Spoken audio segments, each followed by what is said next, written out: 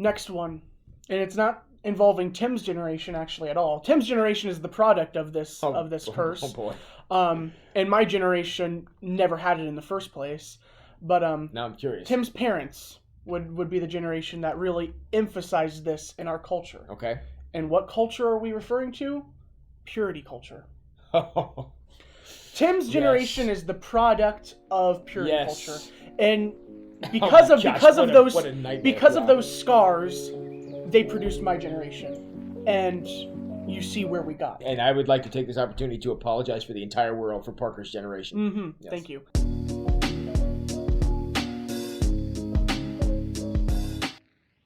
Hi, I'm Parker. I'm Tim. And this is the Rage Podcast, where today we are going to look at a different form of theology. All right? And if you know anything about me, I love theology. I have no degree in it. Tim actually has. Do you have your I have a Master's of Divinity. So Tim has that fancy title to tell you that he knows his stuff, okay? I am the bum on the streets that use people like Tim to get my theology. Anyways, right now, me being of the younger generation and my old wise mentor over here, I try to get him engaged in my culture a little bit. Which only means I'm confused a lot. But anyway, so TikTok's huge. It's a huge thing in my age and of people and older and certainly a lot younger than me as well. Social media rots your brain. Yeah, and again, old person. And but anyways, through TikTok you get a lot of people that like to spew their thoughts and ideas. And I came across the video. It was of a woman. Not saying anything negative about that, right? It was a woman who was is an Anglican minister. And I got to share this point just because it's hilarious to me. This is a woman who is a pastor, and in the Anglican Church, they still refer to ministers as Father. Okay, so Father blank. So I don't know this woman's first name, but she refers to herself and has people refer to her as Father, say Susie. Okay. I mean, yes, am I the only one that sees a bit of a... that's fascinating. Okay. It's hilarious. Yeah. It's hilarious is what it is. But anyways, it's also confusing. This woman who is a father, aka minister in an Anglican church, made this TikTok, and it outlines what she calls toxic theology. And she hit First of all, let's just say, the younger generation, you guys, your favorite word is toxic. Yeah. Man, everything is toxic. And toxic. And another one that we really, just to add on there for you people who may not know, gaslighting. We love the word gaslighting. We literally made the word gaslighting. Yeah. And it's amazing. It's from a 1920s movie is where that term comes from. And I hate the word gaslighting. Every time I hear someone use it, it makes me cringe. For those of you who don't know, let's go ahead and define the word. Gaslighting means something happens, you see it happen, you know it happened, and somebody tells you it didn't happen. Yeah. That's gaslighting. And I hate it because so many people quit gaslighting me. Yeah. Anyways, so. That's another topic. Anyways, so there is 5 topics that this minister again claimed as toxic theology, and we're gonna run these through the mentor and wise man himself, Tim Benjamin, to see what he defines. I went under the bus in a hurry on this one. To see what he defines as what is toxic about these things. Okay, so I have to determine what's toxic about it? Okay, so yeah. Well, all right, let's do this. And now again, all about people that like to spread their thoughts and opinions, they give no detail as to what they mean. Okay. So we're going to make some conclusions, but not very many. Okay, so the first point that this person makes as a toxic theology claim that the church has been just using for years, and it's horrible and awful, toxic. All right, that's the word we love to use. God is a man. God is a man. That's toxic. That's what they're that is a toxic let me clarify. Theology. You mean man as in human or man as in male? You define yourself. Oh, good. Okay, so good. I'm gonna fall off the cliff on this one. Well, okay. Well, first of all, to say God is a man, saying that's toxic. If you're saying God is human, you've kind of just thrown the whole gospel out the window, okay? So if we're saying the gospel is toxic, I'm going to have to question the whole church credentials of the whole thing, okay? So let's get that out of the way. Now, if we're talking about God as male, I'm sure this goes back to pronoun usage, which is another thing your generation has a lot of trouble with. So when you go back into the Hebrew, every time God is referred to, which again is a lot, It is always in the masculine form. Yes, but it's a term of endearment. That's what Mhm. people seem to miss. It's to what's the word? Personalize God. So I can speak about God in a certain way, and I don't see that as toxic. So I know that a lot of people who I better tread lightly here. Have a dislike for the male of our gender. That would be uncomfortable, and I recognize that, and I identify that because there are some horrible people out there. So I recognize the trouble that would cause. But to say that all of us have to throw that out, I struggle with that. Okay, so what I want to know is, can I call God a woman and be right? Not any more or any less than calling God a man. I know that's a cop-out answer, but I think God transcends those things. Okay. All right. So can we at least know that we have fact that Jesus was male?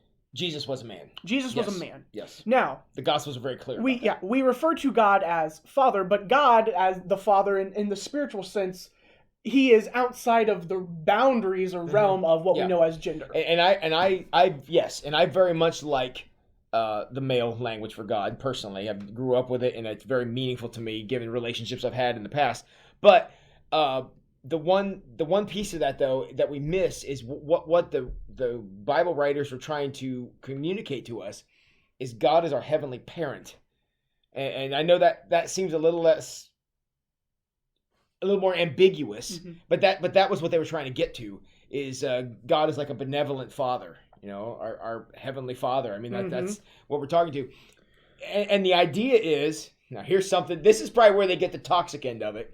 Is that in the ancient world at the time these things were written, men own everything. And so to call God our Father means we belong to God. That's actually what it means. And everybody's like, whoa, man, you just stepped on it right there. But the idea is to identify our belonging to God. And that's where that comes from. Now, some people are going to say, well, there you go. You just proved your point. Well, I'm going to gaslight that by saying, no, I didn't. And say that it's all about ownership, about who we belong to. Not ownership in that slavery. Obviously, that's not what I mean. But what I'm saying is that when we're trying to identify ourselves, and I know identity, something else your generation really loves, but one of the most important parts of my identity is I am thrilled that I belong to God. I was bought with a price. And a tremendous price was paid, and a great sacrifice was made. And because of that, I can, as a part of my identity, when I say I'm a Christian, I'm identifying I belong to God. Therefore, I refer to him as Father because he has possession of me. There's another point that of this toxic theology list that goes along very well with this one. But to kind of use what Tim said there in layman terms, because he's using his big fancy MDiv degree over here. I paid good money for that degree. But anyways, so we cannot deny the fact that Jesus was, of course, man. All right, we cannot deny the fact that throughout all of history, when we go to our Hebrew Old Testament, all right, God was referred to in the masculine form, therefore man. We cannot deny the fact that when God said, "Let us create man in our image," considering the Trinity is why it says "are" there. That's the first sign of the Trinity. Is God didn't say let me create man in my image. God says let us create man in our image, referring to the three parts of the Godhead. Kings always refer to themselves in plural. And then God creates Adam. Adam was, again, the male in the scenario. So we have good signs to point that yes, God kind of took on masculine form. Okay, for many reasons as to how man exists. Okay, and now this gets us into our next point that so many people hate the church for, and this has divided many churches over several years. Patriarchy is God's plan for mankind. Now, Tim, you're a United Methodist minister. The United Methodist Church did not always allow women to be in the role of clergy. If you know anything about how the United Methodist Church works, if we can find one Bible verse that might even hint at supporting it, well, then it's going to be allowed. That's how the United Methodist Church, our big tent, works, right? That's how it works. That's my personal thoughts, but I stand true on that statement, okay? Well, women ministers, if we're talking about one verse, Paul talks about in Acts, and he mentions them in the epistles a number of times, Priscilla and Aquila, and the church that meets in their home. Priscilla is her name. Aquila is his name. Therefore, she was named first because she was the one responsible for that congregation. So if you're going to look for your exception, I mean, I realize we're splitting hairs here, but that is one. So I feel like, again, in this culture where we have so many obstacles to get over in trying to express ourselves, and we have a need to be very, very specific, because if you leave any ambiguity at all, people will take what you say and run it into the ground. And I feel like we do that to cultures that don't belong to us, that we don't fully understand. And so what we do is we try to take everything to say, well, you know what, the book of Deuteronomy was written 10 minutes ago in our culture, and it simply was not. So in our desire to bend everything to look more like us, we A, throw out a lot of things, and B, we emphasize a lot of things in ways they were never meant to be. And so that runs into the problem. So I'm assuming the question you're getting to is women clergy. Women clergy, women in the roles. So here's the thing that I think a lot of people who would consider this toxic theology look at. They say man has had the reins for so long, and not just the church, but all around the world, all right? And in everything that goes on, it's been a man's world for a long time, all right? And that's a true statement. That's true. And a lot of people take Bible verses, take biblical stories to support the fact that, yes, men should be the ones that have the reins and have the control in many of those situations of power. Yeah, and one of the things they were reacting against was, it's interesting, the culture of the Old Testament times, because remember, there's a significant amount of time between the Old and New Testament, was actually much more conducive to women than the world of the New Testament time. So it actually, they take the respect for women takes a step backwards to the culture of the New Testament, which is why when you see Jesus doing things like speaking to the woman at the well, and having women be the first one to see him after the resurrection, and many other places where women had a prominent role, that would have been pretty dicey in what they see going on, where Jesus was breaking social norms and giving women authority, and having a woman who was hemorrhaging grab his robe and she was healed and that kind of stuff. I mean, she would have been murdered for that under different circumstances. So the idea is that Jesus took a very positive look at women, which is no big surprise because he and his mother clearly had a very special relationship. I don't have any problem saying that Jesus would have allowed women to have pronounced roles in the church, because I think we still have that today. Now, can women stand up in front and preach sermons? Yes. And the reason for that is because the Holy Spirit is anointing people to speak. And I think we can honestly say that the qualification for speaking on behalf of God is more than just your chromosomes. Okay? The XY chromosome is not the only thing that enables you to speak on behalf of God. There's an authority that goes with it. There's a training. There's a discipline that goes with it. There's just a lot of different things that go with it. Because I could say, some Sundays I stand up in front with my XY chromosome and, man, I nail it. And other Sundays I get up there and I don't even know what I'm talking about. So it happens. And so the Spirit moves as the Spirit moves. And so could a woman speak on behalf of God? Yes, she could. But she could also not, same as a man. So I feel like we get real hung up on that for reasons that this is a fight. I don't know. I know some people think it's worth having, but I think it's more about the quality of the individual than what's going on. And I know everybody cites the passages, women don't have authority over men and stuff. Well, they probably don't, meaning if you don't want if you don't want to be under somebody's authority for whatever reason, pick your reason. You don't like people with short hair. Fine. Don't be under my authority. I mean, that's your choice. And there's plenty of people out there who are going to choose not to be under anybody's authority just because they don't like it. And that's up to you to determine that and explain that when the time comes. So, yeah. So again, Tim was mentioning about, the qualities that the person possessed, right? And we see that outlined all the time. We just got done with election season here in the U.S. No, we aren't. We're still figuring it out. Yes. Pardon me. Sorry. Yeah. Thanks, Yeah. Arizona. Yeah. But we are, I think, going to eventually see the end of that. For a long time here in the U.S. And all around the world, again, we elected. It wasn't even considered to have a woman run for a political office.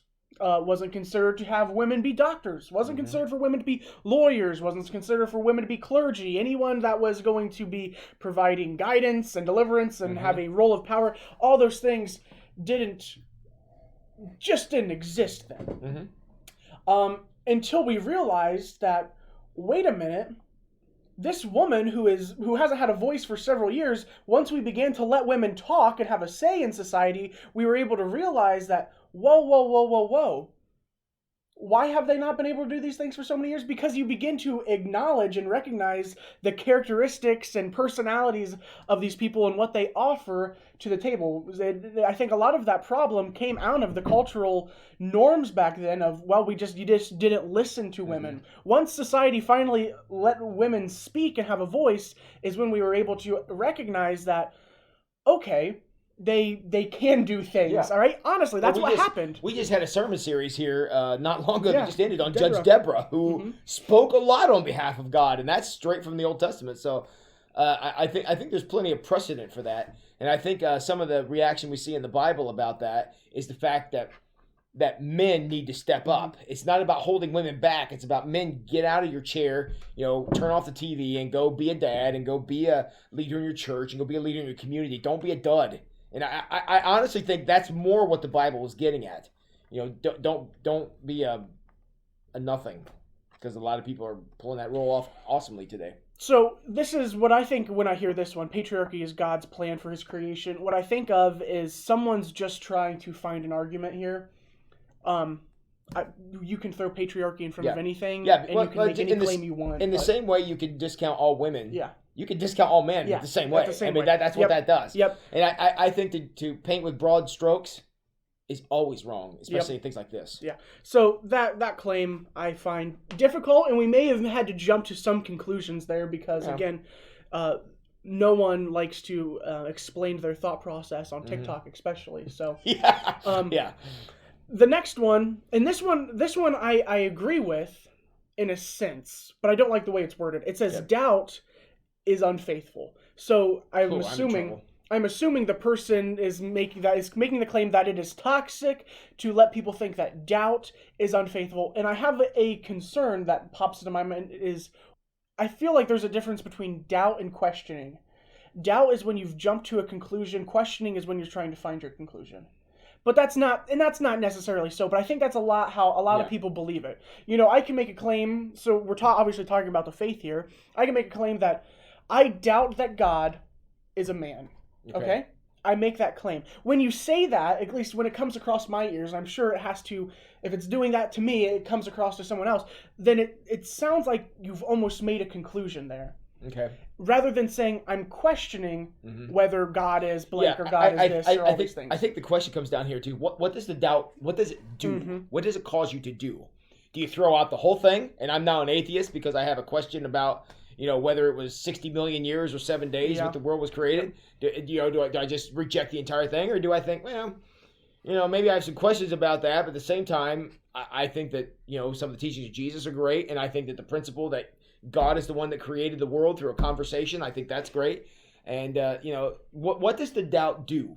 Because I actually think some of the most toxic people out there are the ones who have no doubt at all. And they got it all figured out, and they would be happy to tell you every place you're wrong in the most aggressive form possible. Because the doubt or the questioning is what allows you to come to a conclusion eventually, to deny doubt is to be dishonest. Yes, exactly. So I certainly agree with this one.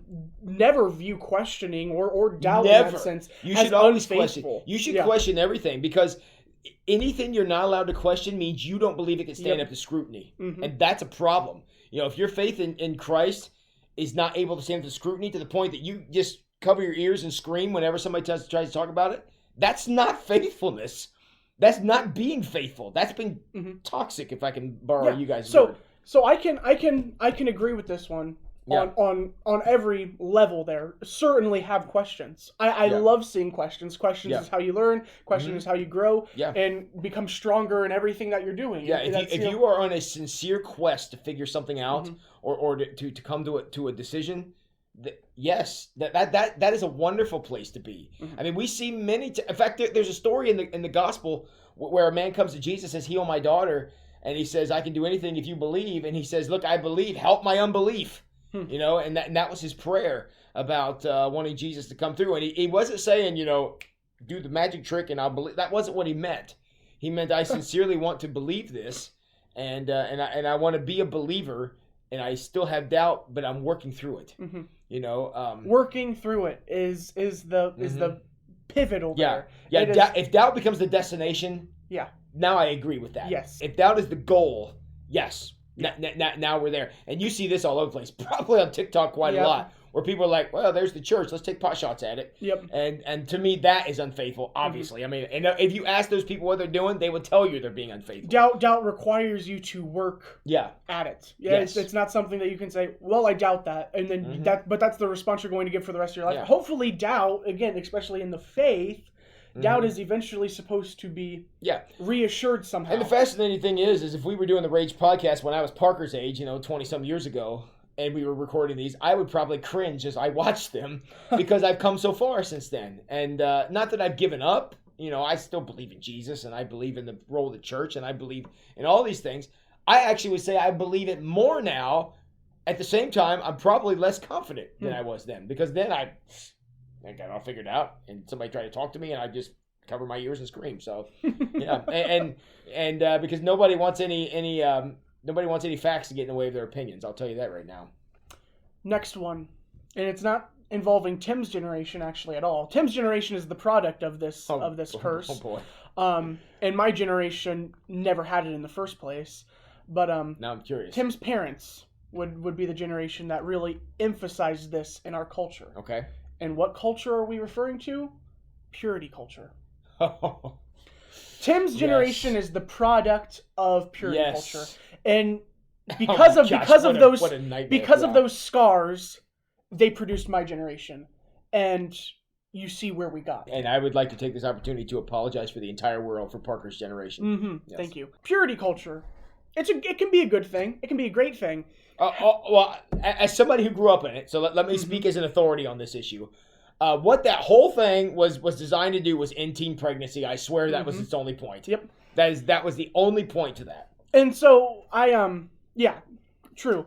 But look, teen pregnancy is not a good thing. Okay, so I understand why they were doing that. They were passing off something that they thought would be helpful to us as something that was hellfire, brimstone, and thermonuclear, and it was so overstated and it was so toxic that people are still struggling with it now because we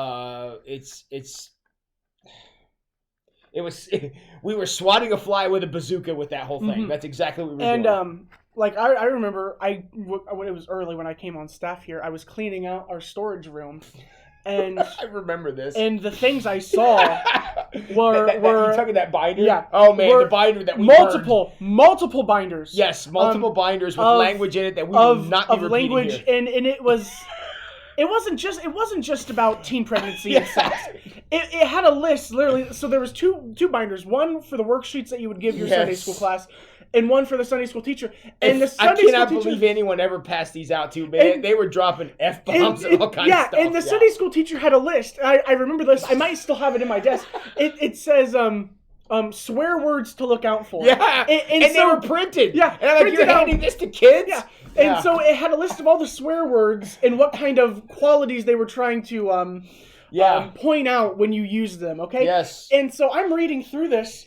Yeah, Parker brought it to me, and I thought, are you trolling me? Where did you get this? I was in, what in God's name?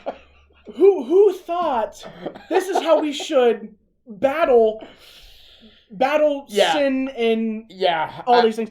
I wish to God I could go back in time and sit in one of those classes, because there are people in this church that have to be emotionally scarred from this. Yeah, there are. It was back from the 80s, so it was old stuff, but oh my heavens. Here's my problem, is I believe in purity. Yes. I think it's a very important thing. All right? I think, because what defining purity, all right? So I'm not one that's going to try to get drunk every weekend, okay? I've never in my life, I hope I try to get drunk, all right? But there's several people in this world that are. Never in my life am I going to try to give up the my mental state, all right? To whether it be drugs, alcohol, whatever it is, I'm going to try to avoid all that, keeping my mind pure at all costs and at all time, all right? That's what I'm going to purity, okay? Yeah. And this is where the purity culture went off the rails.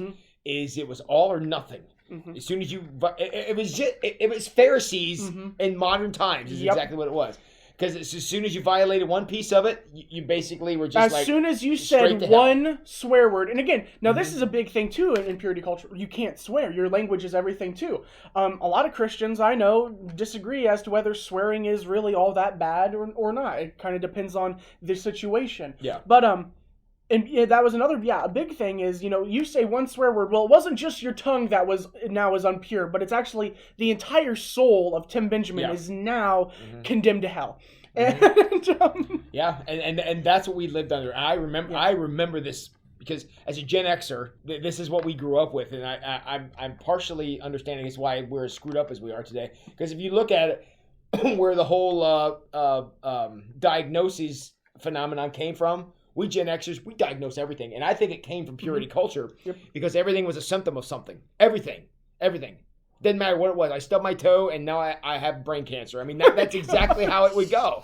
Because everything in the world was a symptom of something. And as a result, so if you're swearing, it was a symptom of your soul not being right. Or if you, take too long to look at somebody and you're like, oh, and Yep, you're just not right. The whole thing, you're just totally off. And I really think that I had never drawn this connection until we just started this conversation.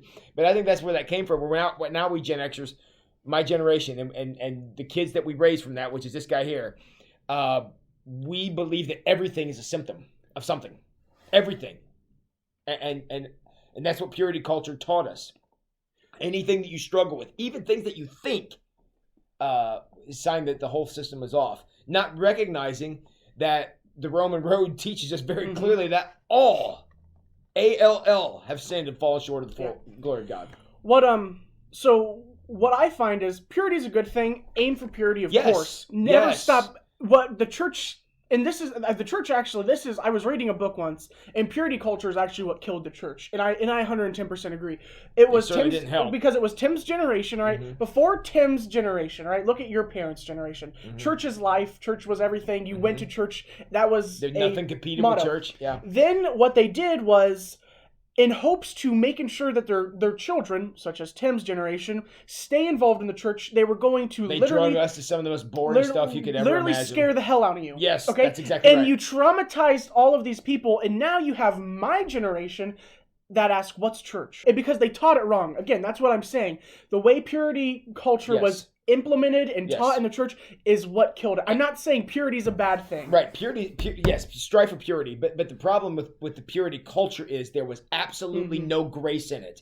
So you would scare the hell out of us. You would bring us in and then tell us about this God who loves us and wants to show us grace. And we're like, well, where has that been? Yeah, yep. And why should I believe that? Because and I think that's what it is. So we're not saying, go be heathens. And be heathenists. We're not saying that at all. Aim for purity. Aim for purity. Keep your life pure. Keep sin out of your life. Absolutely.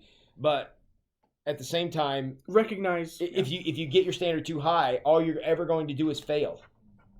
And so I actually agree in a part of this. I'll say I'll give it half credit here in the fact that the way purity culture was implemented and taught, horrible, absolutely horrible. However, I agree that aim for purity. Yeah, I think the approach was definitely bad. Yeah, the approach is what killed it. Yeah. So I'll give this one half credit because it was certainly toxic, and we literally are seeing the fruits of that toxicity today. The way it was done, toxic, but what they were trying to do was actually good. Yeah. But it just somewhere in the translation they got off. This one, the next one, the last one here, I laugh at. I laugh at for one reason. All right, and so this one, again, the title of this whole video that I was watching was Toxic Theology That Needs to Die. And the final one was Love the Sinner, Hate the Sin. That's toxic theology that needs to die. And I laugh because this statement came out of what we would call liberal theology. And several years ago, several many decades ago, the church started to take and adopt this saying, love the sinner, hate the sin. Why? Because for a long time, the church had the viewpoint of hate the sinner and the sin. Yeah. All right? Well, burning people at the stake and all that kind of stuff. Okay, absolutely. Okay. Yeah. But even not very long ago, you judged, you put down someone when they sinned, okay? Say you were, and this still happens today, a murderer, an alcoholic, whatever it is. We're not supposed to take them down a post on value and worth. We're supposed to recognize that what they did was awful, okay? What they did, the actions that happened were bad. And now we have to jump to a conclusion here on this one, because it's claiming that love the sinner, hate the sin is a toxic point of theology. First of all, if you're going to have your theology built upon 1, 2, 3, 4, 5 words, it's going to be toxic no matter what it is. But anyways, true, it's too narrow. It's too narrow. But jumping to this, and this is, I think, what we're seeing a lot of anymore, is okay. When you say the actions that someone took that were harmful and negative and all these things, which again, I think we know if you read scripture, yeah, we do horrible things. That's a hard pill that every person's got to swallow. I do horrible things. Tim does horrible things. Again, Tim mentioned earlier, all have sinned and have fallen short of the glory of God. All right, we're awful people. Everyone. We're all awful in the eyes of God. Truly. And that's hard to tell people, especially those who don't believe in God and sin itself. That's hard to get into their mind saying, hey, you're actually not this good person that you think you are. Actually, this probably came out of a reaction to purity culture, didn't it? Probably. Yeah. So the problem I have with this is, yeah, again, the saying is what I have a hard time getting over. Because I hate to use the saying, love the sinner, hate the sin, because it's hard, all right? Because say, I sin, all right? Well, then what we're jumping to the conclusion is, well, you hate the actions that I do. And in the world today, we have a lot of people that are defining themselves upon their sin. That's true. So if you're going to define yourself upon your sin, well, then it's going to separate them. Yeah. It's going to sound like, oh, you hate me because I'm a blank, all right? You know the example, all right? Say someone says... there's a bunch of them. Yeah, tons of them. All right, I could make there's someone that could be out there saying, well, I am an alcoholic. If you're going to define yourself as an alcoholic, well, then when I say love the sinner, hate the sin, well, then you're going to think I'm saying hate the sinner and the sin. Okay? Yeah. Because we began to define ourselves by our flaws rather than defining ourselves as children of God that have have a worth that cannot be taken away in any level. Yeah, and I think part of that comes out of the what your generation loves. It's identification, and how I identify myself in all these different things, and I identify myself as a acrobatic weasel or something, and I feel like at the end of the day, if it's hard to, in the mindset of today, it's hard to separate those two. Yeah, you're right, and that becomes toxic because if you're going to hate the sin, then you have to hate the sinner because the sinner is the sin. Because we have completely lost that foundational point. And wait, what is the foundational point? Go back to the first one we started with. God is a male. We no longer belong to God. We don't identify that way anymore. We define ourselves in whatever I want to. And since we don't have a central thing that we all look at where, it didn't matter what race you were or anything about you, everybody always looked at themselves as a child of God, and now there's too many identifiers before that. In the pursuit of giving everyone value, you actually have taken away everyone's that value. is 100% exactly what happened. Because we have negated value completely. The only value that man has, in all reality, is the value that God has given him. Okay? Correct. And what is that value? What is that value? We were created in the image of God. No other person, no other piece of creation can claim that title. Correct. That's where we get our worth from as human beings. And if you try to get it from someplace else, A, it's going to be disappointing, and B, it's going to be confusing to everyone else. And it's going to take away the value that you can have through God alone. All right, that is this was a fun topic. This was a fun topic to hit on because we had fun with toxic theology. There's a lot of people. Again, lots of people. If you go on social media or even to some progressive churches, which we really don't have all that much around here, they exist, but they're not all around here. You're going to hear people make these claims, and they're not going to explain them at all. They're going to say, you know, it's toxic to view God as a man. It's toxic to have doubt recognized as unfaithful. It's toxic that God is supporting the patriarchy. It's toxic, this purity culture. It's toxic when you say love the sinner, hate the sin. But we spent 35 minutes now talking about 5 points. Yeah. We probably could have talked another 35 minutes about these points as well. Yeah, and try to condense these down to a TikTok video, which I think they're time limited, aren't they? Yeah, like a minute or so. I mean, they couldn't have done it justice because we couldn't have done any one of these justice in 1 minute. That goes back on to having conversation, all these things. So I hope you listen for all 35 minutes today. Stuck through to the end, yeah. And because these are things that you're going to eventually see, and I know people my age are living in this world already. Tim's not, because Tim still doesn't know how to operate a cell phone. That's the one that flips open, right? Yeah. But anyways, these are things that are on the rise, and I think it was good for us to address kind of our actual thought process. Because you cannot have a healthy relationship with God without healthy theology. Yep. Period. It just doesn't work. Just the same way you can't have a healthy marriage without a healthy view of what marriage is. Yep. You just can't do it. Yep. So. All right, everybody. Well, stay cool, hang in there, and stay cool because it's November. Yeah. And snow's flying today. Snow's flying, which is awesome. Not really. It is awesome. Yeah, snow is toxic. Really, it is really. I stand by that statement. So, hey, everybody, have a great week, and just focus on what is good. And don't get your theology from TikTok.